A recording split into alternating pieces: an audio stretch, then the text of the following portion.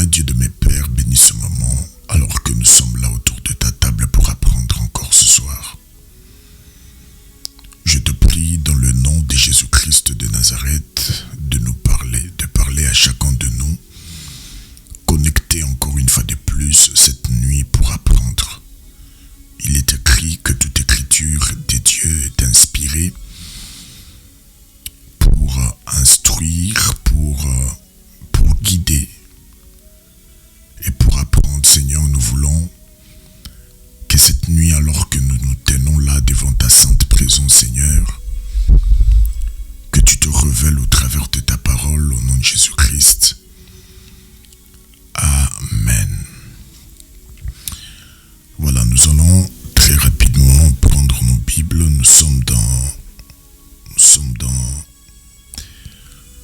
Nous prenons nos Bibles, nous sommes dans Actes des Apôtres, c'est le texte que nous avons lu hier, que nous allons également répéter donc ce soir.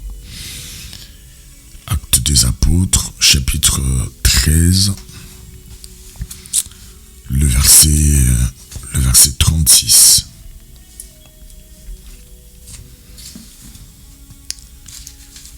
Merci de lire avec moi. Si nous pouvons les lire ensemble, je vous attends. Le verset 36.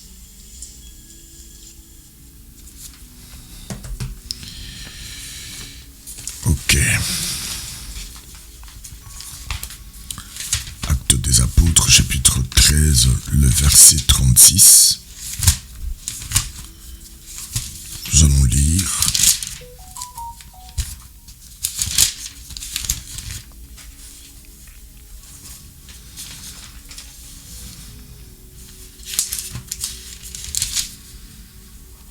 Voilà, je lis au nom de Jésus. Pourtant, David, après avoir à son temps contribué à l'accomplissement du plan de Dieu, est mort et a été enterré aux côtés de ses ancêtres. Il a donc connu la décomposition. Je reprends la lecture. Pourtant, David, après avoir en son temps contribué à l'accomplissement du plan de Dieu, est mort et a été enterré aux côtés de ses ancêtres. Il a donc connu la décomposition. Voilà, c'est donc ce texte que nous avons lu hier, et c'est donc même ce texte qui nous sert de boussole. Et notre enseignement, bien sûr, nous nous sommes également inspirés de ce texte des Actes des Apôtres, et qui nous parle de l'histoire de David, un homme qu'on a connu, un homme de guerre, un homme qui était tout le temps au front, un homme, il faut le dire ici, que juste après avoir reçu l'onction, l'huile sainte, dans 1 Samuel chapitre 15, la Bible nous rapporte que le prophète Samuel fut envoyé dans la maison d'Isaïe pour oindre un roi. Et c'est donc David qui va recevoir cette onction. Il a déjà commencé à affronter la mort, en tout cas, déjà avec cette petite entreprise familiale. Rappelez-vous que David s'occupait à paître le troupeau qui appartenait à son père. Et là, David va raconter plus tard, on découvre son discours qu'il tient devant Saoul, roi d'Israël, quand tu lui rappelles un peu ce qui s'est passé, comment au moment où il allait paître le troupeau de son père. David nous révèle ici qu'il faisait face à des animaux sauvages, féroces, des animaux très dangereux. Il parle même du lion, il parle des ours qui de temps en temps venaient l'attaquer ou s'en prenaient à des brebis. David raconte comment Dieu l'accompagnait déjà trop jeune en ce moment-là et explique même que le même Dieu qui l'a délivré de la patte de l'ours, de la gueule du lion, David dit, c'est ce même Dieu qui me délivrera devant un circoncis. je dois ici rappeler quelque chose de très important, c'est que le combat de David ont commencé alors que David était encore trop jeune, alors que David était encore trop petit. Shalom Marie-Jeanne. Alors que David était encore trop petit, alors que David était encore trop jeune, mais Dieu déjà, par sa grâce, protégeait David. Eh bien, pourquoi David n'est pas mort? C'est la même question que je te pose alors que j'aborde ce texte biblique, mais dans sa forme, en fait, la deuxième forme, dans sa deuxième partie. Eh bien, je te pose cette question, parce que Actes des Apôtres, que nous venons de lire, chapitre 13, le verset 36, nous rapporte que David est mort que après avoir accompli le plan de Dieu. Après avoir accompli le plan de Dieu, c'est alors que la Bible dit, c'est en ce moment-là que la mort a eu l'ascendance sur le corps de David. C'est alors là que la Bible dit qu'il est mort et a été enterré au milieu de ses ancêtres. Je dois rappeler ici que certaines choses prendront le pouvoir sur toi que après que tu aies accompli le plan de Dieu. Quelqu'un peut me dire Amen. Est-ce que tu peux taper sur le cœur pour télécharger cette parole prophétique qui vient d'être libérée?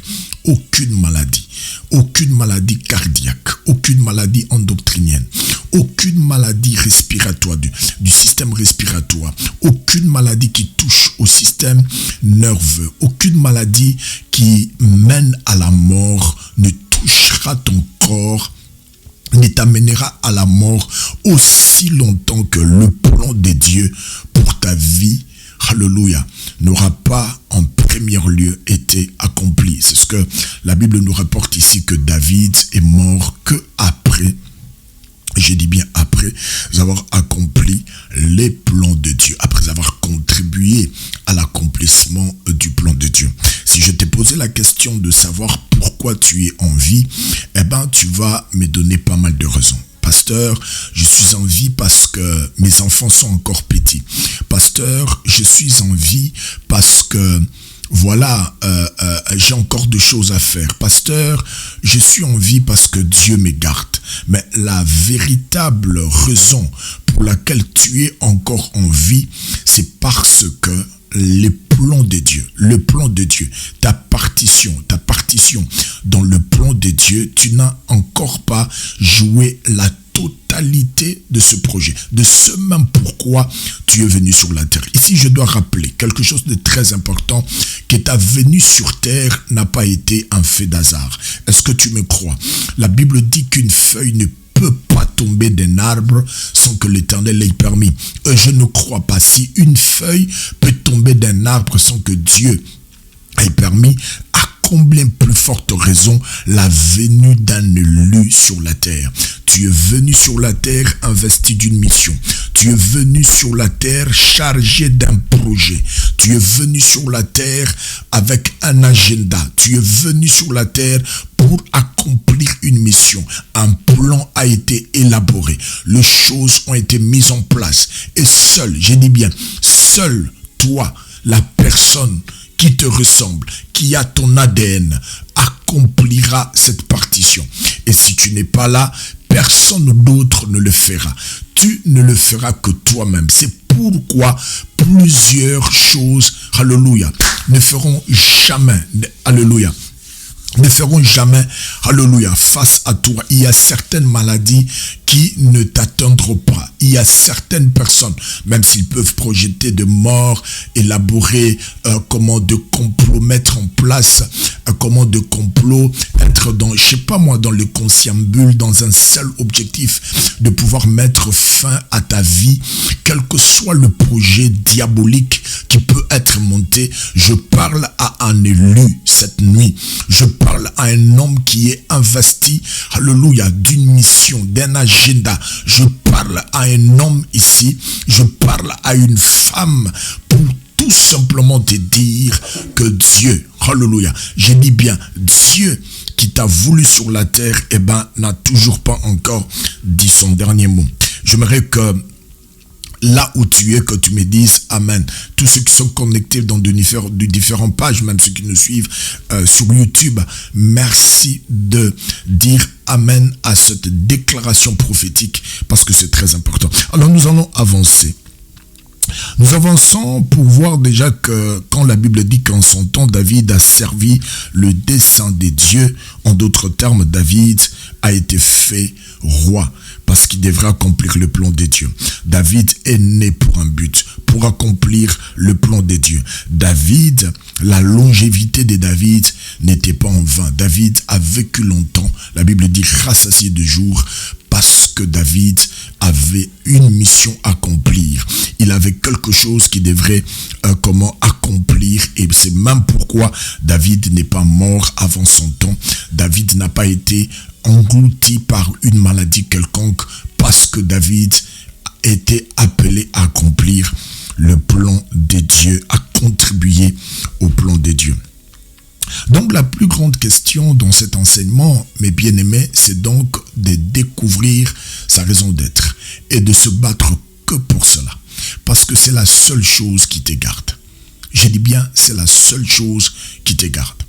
La seule chose qui te garde, c'est que tu dois, découvrir ta raison d'être sur la terre. C'est pourquoi le Seigneur t'a voulu sur la terre, parce que c'est la seule chose qui te garde jusque-là, et continuer justement à travailler dans ce sens. Tu ne quitteras la terre des hommes que seulement le jour où tu accompliras, bien-aimé, la promesse, je dis bien, le jour où tu accompliras la promesse, tu accompliras le plan de Dieu qui t'a été, ta partition, en fait, ta part de responsabilité, ce que tu es censé apporter dans ce que Dieu veut accomplir. Ce n'est qu'en ce moment-là, je dis bien, ce n'est qu'en ce moment-là que tu quitteras la terre des hommes. Est-ce que j'aime dans ce texte d'Actes des Apôtres, chapitre 13, le verset 36, ce que la Bible nous rapporte, la Bible dit que ce n'est qu'après que la mort a eu le pouvoir sur lui. Donc, quand David a fini d'accomplir le plan de Dieu, a contribué au plan de Dieu, c'est là maintenant que la Bible nous rapporte quoi?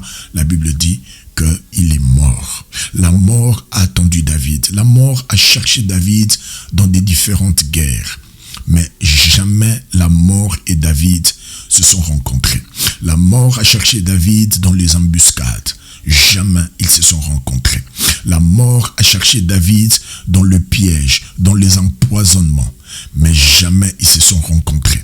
La mort a cherché David dans les accidents, dans les incidents, dans des conflits, dans beaucoup de choses.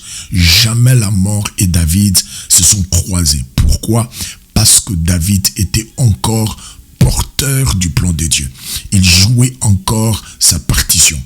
Et j'aimerais te dire tout simplement aussi de savoir qu'il n'y aura jamais, alors au grand jamais, tant que tu n'auras encore pas accompli le plan de Dieu, joué ta partition, accompli le plan de Dieu, la charge qui t'incombe, jouer ta partition, tant que tu n'auras pas accompli cela, non pas à 30%, non pas à 50%, non pas à 70%, mais à 100%.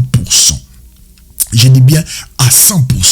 Tant que tu n'auras pas accompli le plan de Dieu, joué ta partition, accompli ce pourquoi tu as été envoyé sur la terre, lâché sur la terre, la mort et toi, vous n'allez jamais, alors au grand jamais, vous rencontrer. Est-ce qu'il y a un homme sur la terre capable d'arrêter le projet de Dieu, d'arrêter le plan de Dieu? Est-ce qu'il y a un homme sur la terre qui, lui, est capable de bloquer le plan de Dieu sur ta vie? Est-ce qu'il y a un homme sur la terre qui est capable, lui, de rien que sa décision, rien que ses projets, rien que ses manœuvres, rien que son mauvais cœur, est-ce qu'il y a un homme sur la terre qui soit capable de lui seul décider s'il peut être capable d'arrêter, bien aimé, le projet de Dieu? Eh bien, je te dis non. Je te dis non. Aucune balle tirée ne sera capable de bloquer le plan de Dieu, d'arrêter le plan de Dieu. Même pas un obus, même pas une bombe, rien du tout. Nous avons vu les hommes sortir indemnes alors qu'il y a eu crash d'avion. Nous avons vu des gens sortir de voitures dans le Caracas sans égratignure, alors que tous ceux avec qui ils étaient dans leur voiture sont morts. Nous avons vu des hommes sortir, nous avons vu des survivants. Alléluia. Des survivants même des catastrophes. Des survivants même dans des moments où personne ne pouvait croire que tu allais t'en sortir. Mais tu t'en sors tout de même. Nous avons vu des hommes sortir dans des situations très compliquées. Qu'est-ce que t'a dit ton médecin? Le médecin t'a sûrement dit que c'est fini pour toi. Le médecin t'a sûrement dit que tu ne peux plus espérer. Tu es là, tu es en train de te poser pas mal de questions parce que tu t'es dit, est-ce que je m'en sortirai? Est-ce que je m'en sortirai? La mort n'a même pas un mot sur toi parce que tu es encore porteur de cet agenda. Tu es encore porteur de ce projet du Tout-Puissant. Et tant que ce projet n'a pas encore été exécuté à la lettre, la mort n'aura aucun pouvoir sur toi. Permettez-moi de vous donner le dernier point avant bien sûr que je puisse clôturer mon enseignement.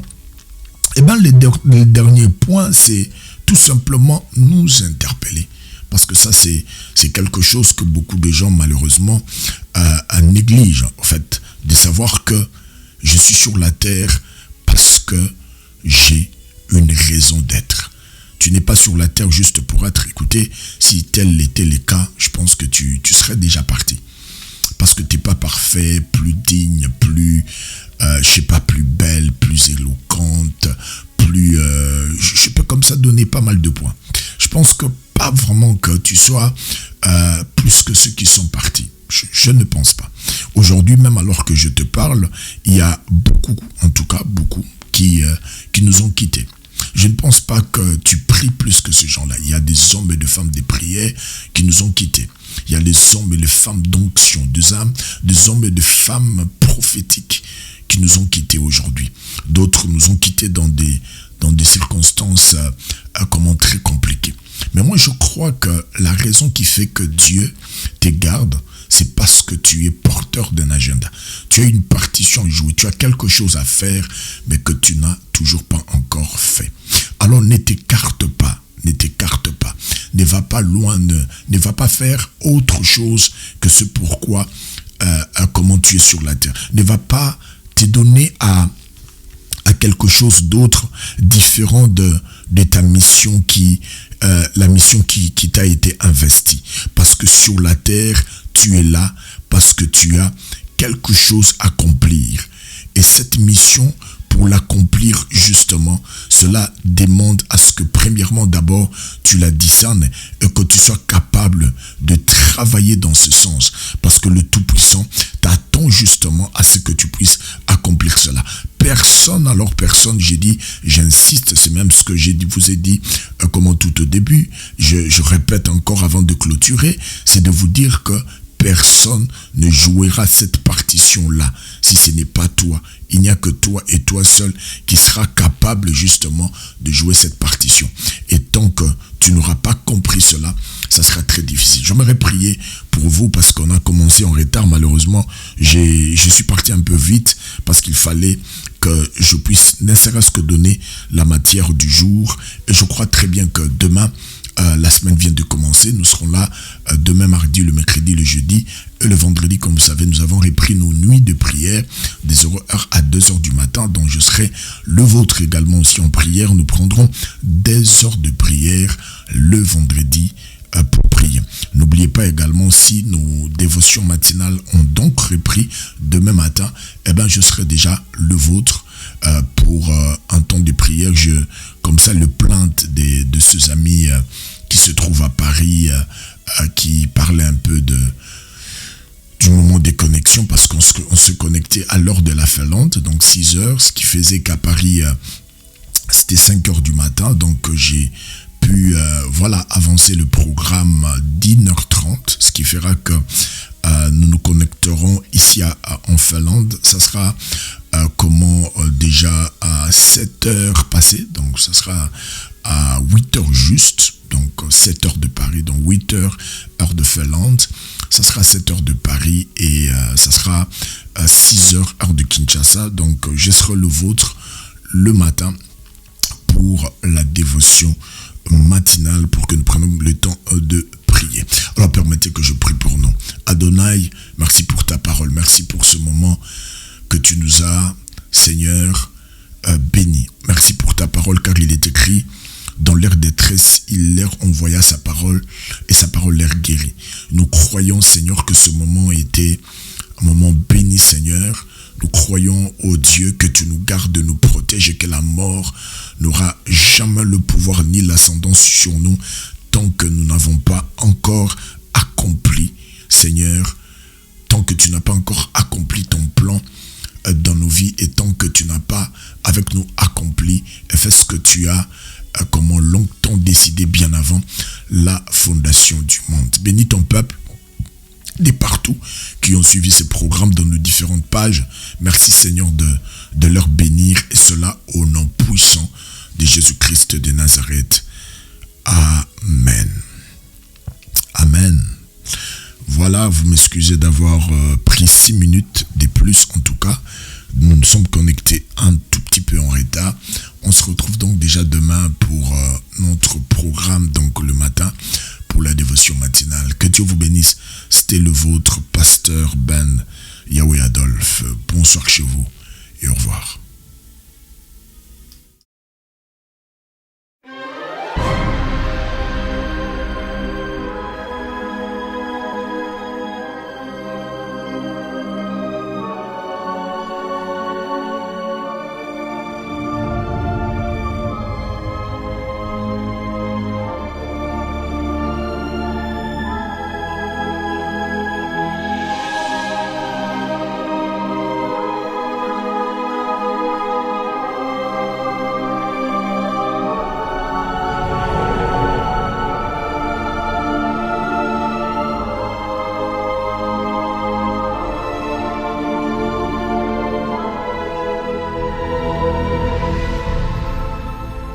Mais le Jésus de la Bible est aussi celui décrit dans 1 Jean chapitre 3 verset 8 à 9.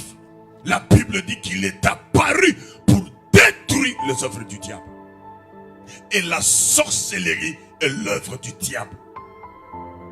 Sorcellerie est classée parmi les démons mystères parce que même les hommes de Dieu n'arrivent pas à cerner cela, à comprendre exactement ce qui se passe. Et beaucoup s'arrêteront tout simplement te dire, c'est la volonté de Dieu, c'est Dieu qui veut. Je croyais que c'était la volonté de Dieu, ce n'était pas la volonté de Dieu.